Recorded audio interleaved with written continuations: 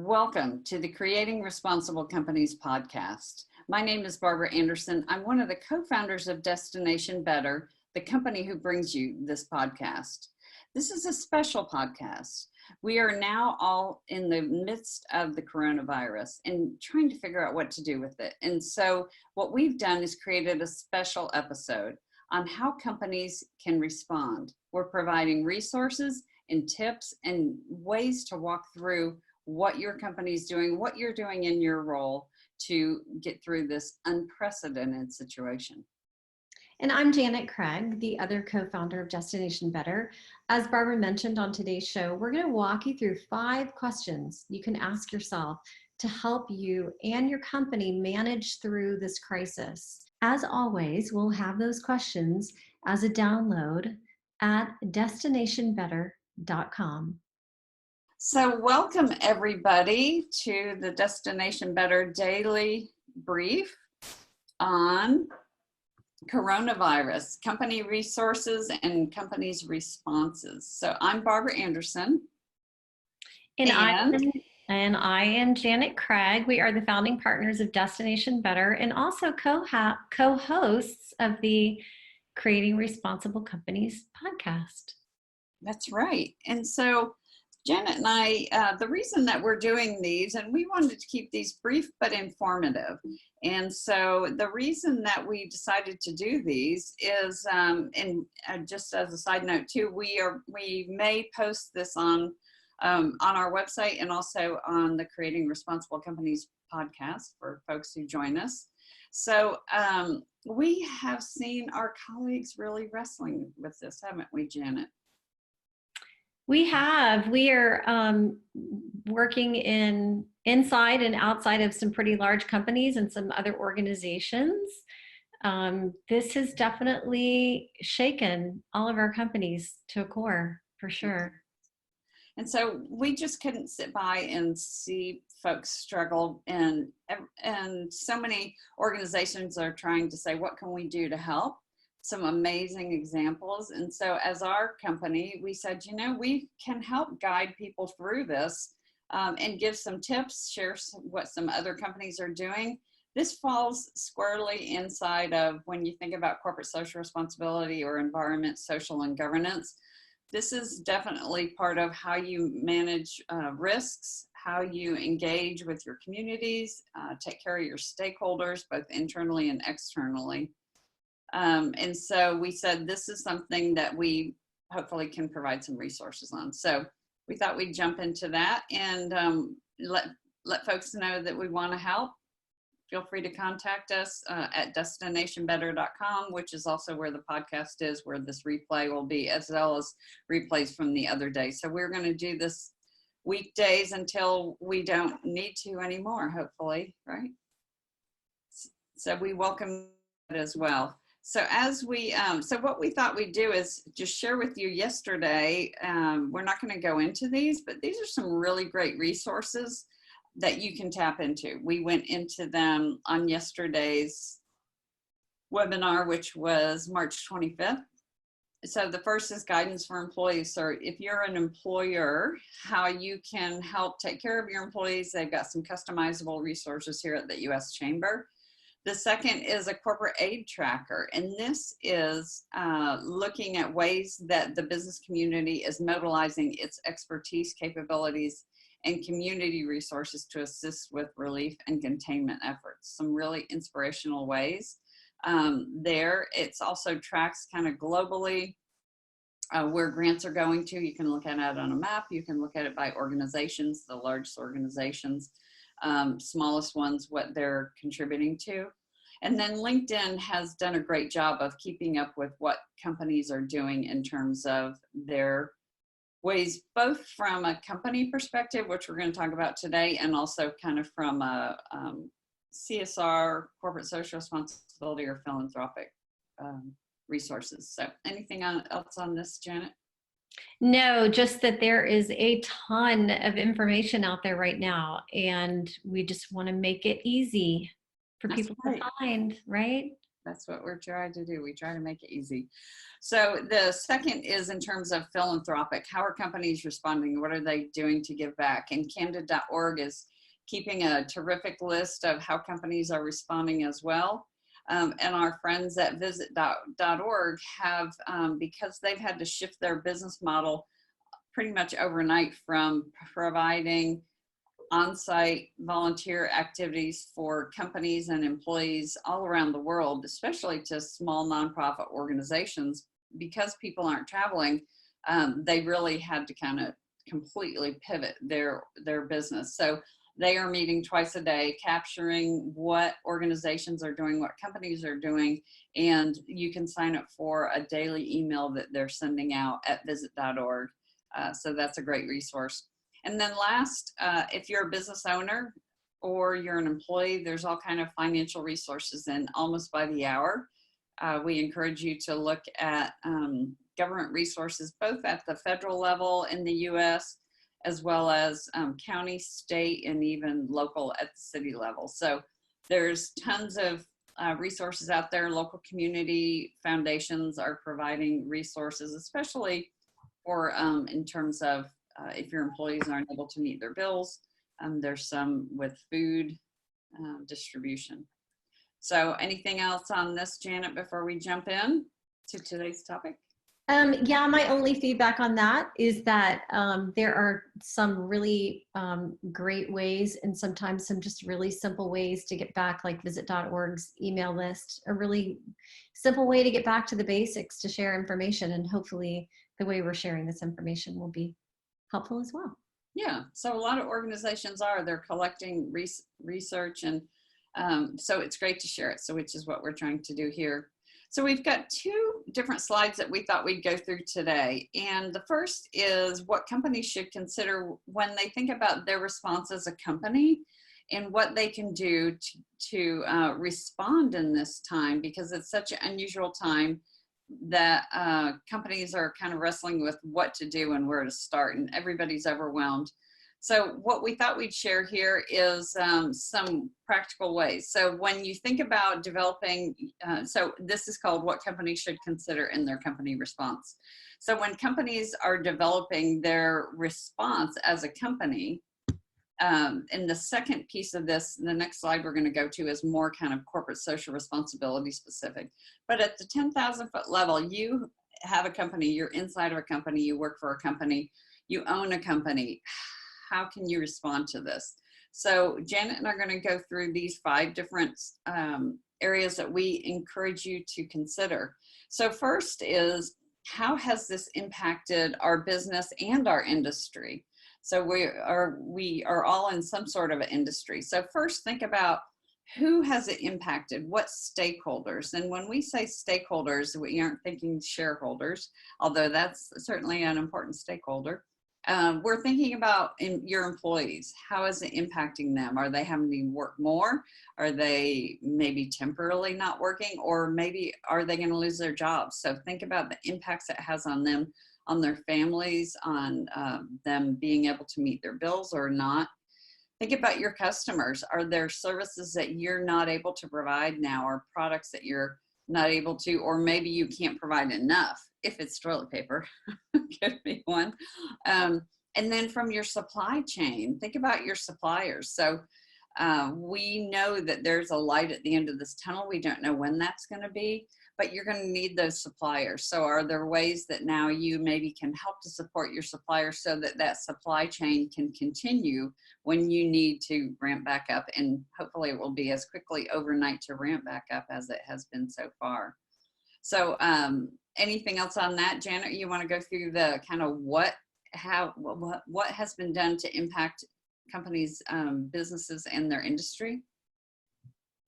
Oh, do I have any other comments on number 1? Sure, yeah. And then I'm so sorry. Yeah, my only comment would be that this is kind of like immediate, what is happening right now.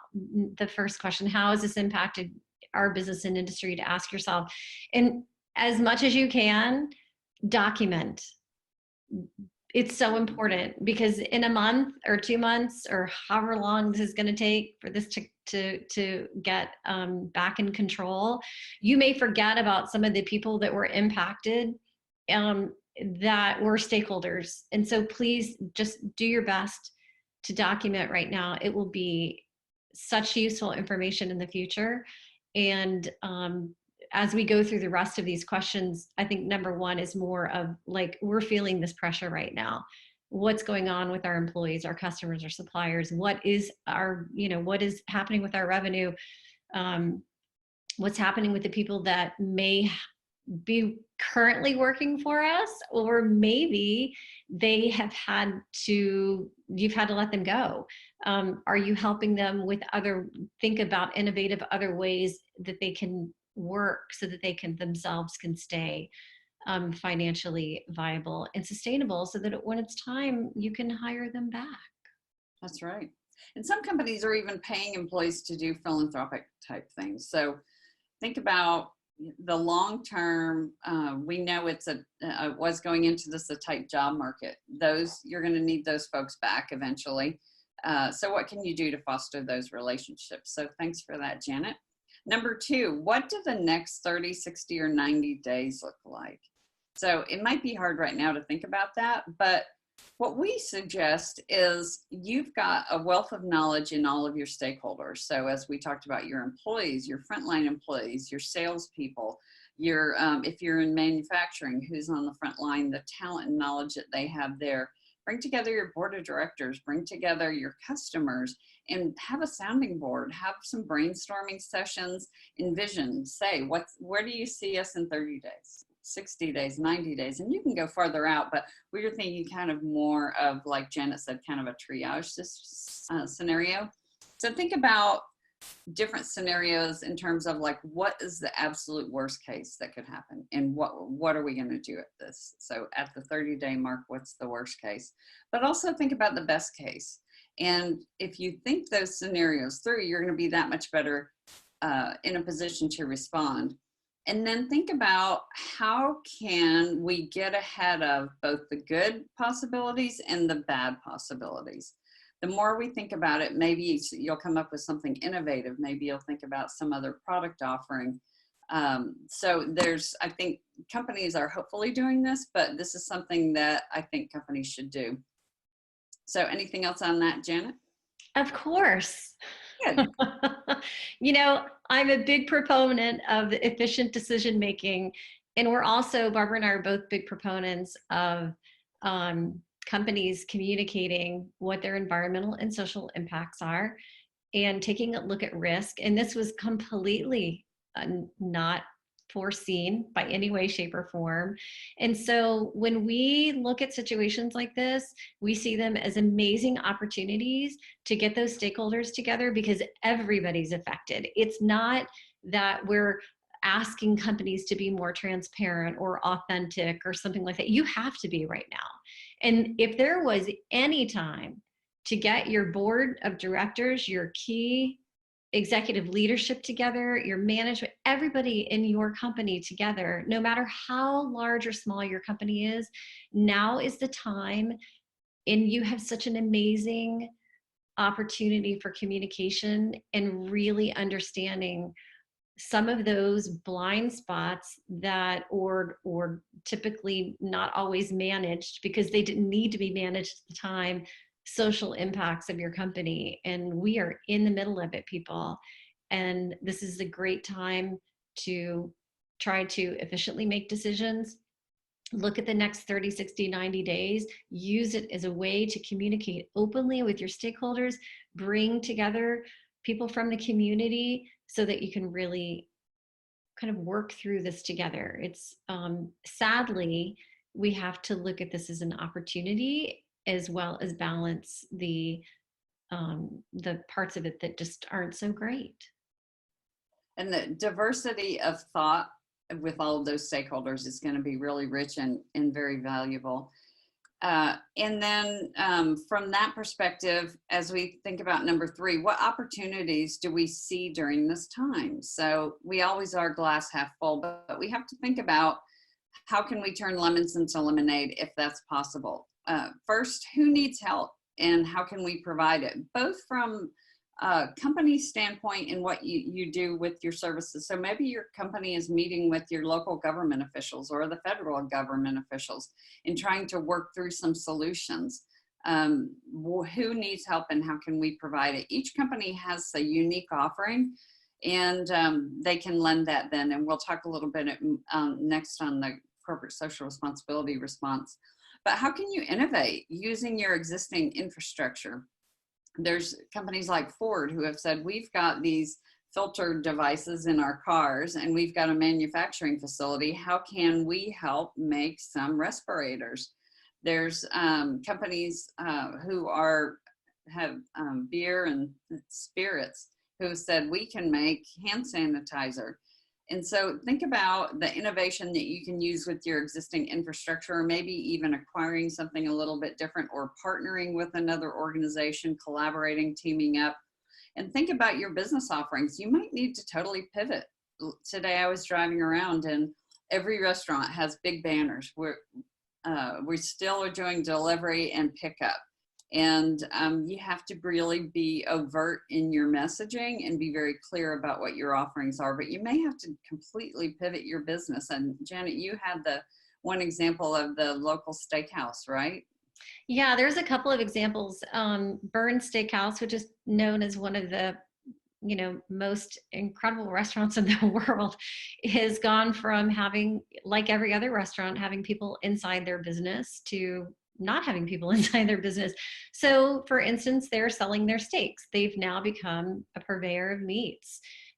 When I think about some of our other local restaurants, Barbara and I are based in St. Petersburg, Florida. When I think of some of our other local restaurants that also use local farmers, and maybe if the demand is down now because of the restaurant demand is down, but we still have farmers producing, the restaurants could become the distribution center for that, for the goods and the great fresh produce that's coming out of those farms. We have to innovate and think about what existing infrastructure do I have? What does my supply chain look like? Who's being impacted? How can we continue to provide these goods and services to people? We just have to do it a different way. Well said. So number 4, what do we need help with? So we as business leaders often think, oh, we don't want to be vulnerable and pretend that we need help. We think we've got a shield of armor or we wear a cape. But oftentimes we have to. And this is a great opportunity, especially as you've got your sounding boards or your different stakeholder groups come together, to bring in your supply chain, your suppliers. You have numerous suppliers likely. They have families, they have businesses. A lot of them, like say in the food and restaurant industry, they can't just, their gardens are still growing, their cattle are still growing. So what is it that you can do maybe in the interim to help them out? Maybe reinvest a little bit in advance, pay them in advance so that you know that they'll be there. But think about that at each of those different levels of your supply chain. What about your customers? What do they need? This is a terrific opportunity to foster relationships with your customers that's going to last forever. If you're there in the hard times, maybe you do something, you advance them something, or maybe you work out some deals with them. I've seen, gosh, last night I was watching a little TV and I see the car companies will deliver the car to you, at no additional expense in like 120 days, no payment. And companies that are like a lot of the cell phone companies have waived any data cap. It's unlimited data so that people can work from home. Think about those things now that you can do that's going to really help to retain those customers in the long term.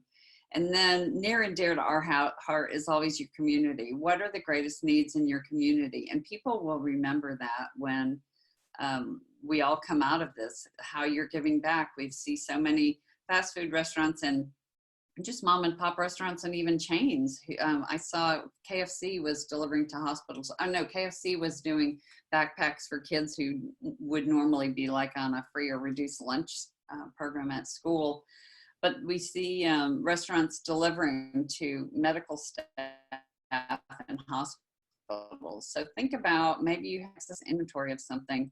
Was listening to a church was saying that they realized that in their like disaster kits, they had all these disaster kits in case of a hurricane or flood. And they realized they had those masks in every one of those kits. And they found like 3,500 that they were able. So think about like what's in your inventory that maybe you could help out with. And then second, and this is a very vulnerable thing, but I think this is how you help foster relationships, is ask for help. You might need to reach out to these stakeholders and say, this is what we're really struggling with. How can you help us? How can we collaborate? If we do something for you now, it's a give and take, right? It's a whole new environment. So what have you got on that, Janet? Yeah, I totally agree. And that kind of goes back to what I said about number 3 above, and that is looking at your supply chain, and especially the supply chain members that depend on you for the distribution of their own products and goods and services that may be disrupted. How can you continue to do that? And also something to think about too is you may have had some problems or issues or things that you wanted to fix in your supply chain before the coronavirus hit, that now maybe they're not such big, huge problems anymore because of the shifting business models. So when we do go back to normal, this is a good time to look at some of those problems that you wanted to fix, and again, document them and think about how you can, use this time to think about better ways of doing business. And we hope that everybody has some really great ideas that they want to share too. So it's, yep. And that leads us to the last one for today, is what have we learned that we can help others? So every company is figuring this out on their own, or they're learning something along the way, and we should share. This is the time that we break down competitive walls, that we come together across the industry to share, to be leaders and say, this is, if we found something that took us 3 days to figure out, and you share it and you save another organization that 3 days, that'll go a long way down the road. And this is another way to foster relationships across all of your stakeholders.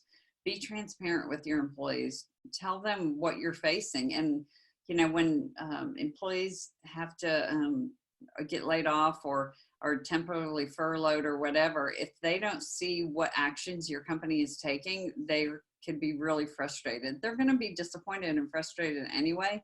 But if they realize that you're taking steps on your own, and the dramatic steps that you're taking, the things that you're trying to help them with, can you help connect them with government resources? Can you help connect them with community resources in that case? But even in your supply chain, what are some things that you can do, maybe with industry associations or trade associations, to share that knowledge? And these relationships can display you as a leader. It can display you as a collaborator. Who knows? It could even open a whole new line of business, or it could even open collaborative partnerships that you come out the other side, that maybe individually the two companies might not stand on their own, but together they can come together. So it's just a whole new world, right, Janet?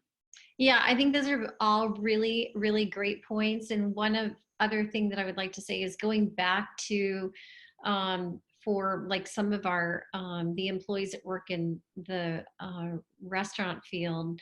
I was reading some information this morning that a restaurant owner from Tampa shared, and that is that restaurants represent 4% of our GDP. That's a sizable chunk of our economy.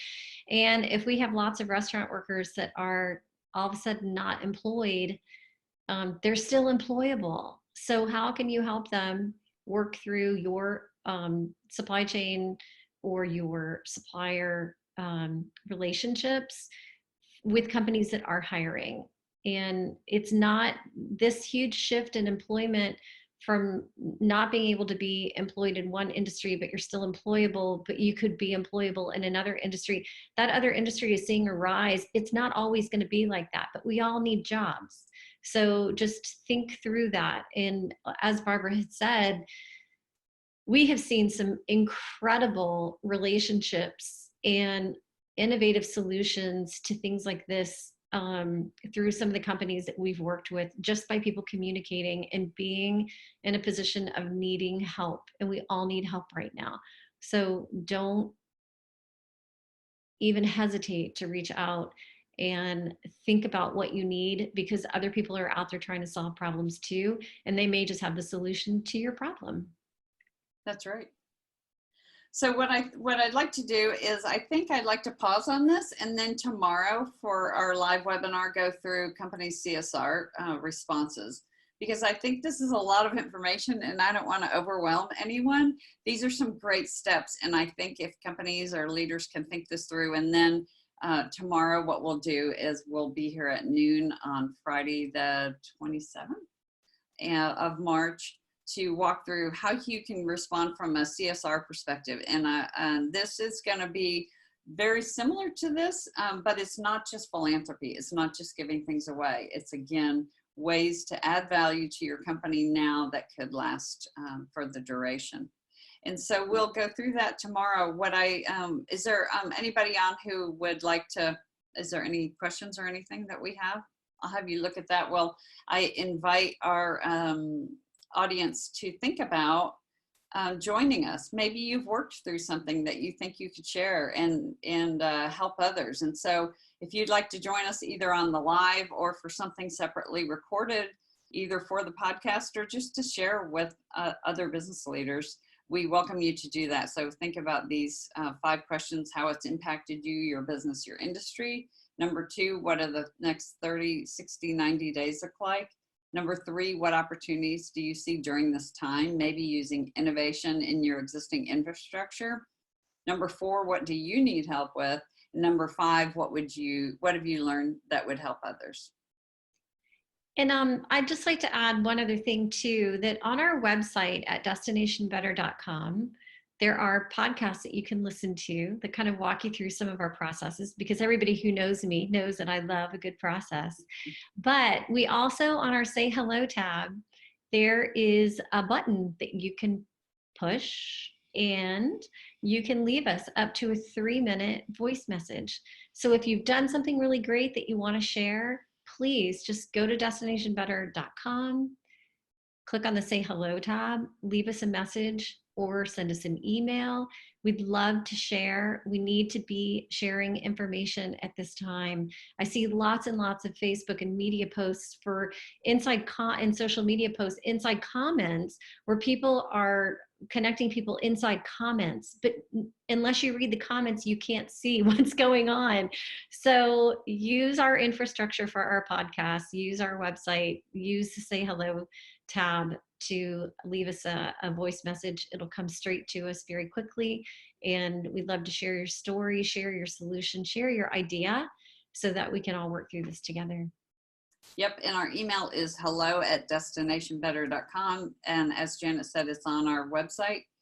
And we do have a dedicated resource page now for coronavirus resources. So this will be on there. Our other recordings will be on there. Anything that we have related to what we are learning along the way and ourselves in our journey.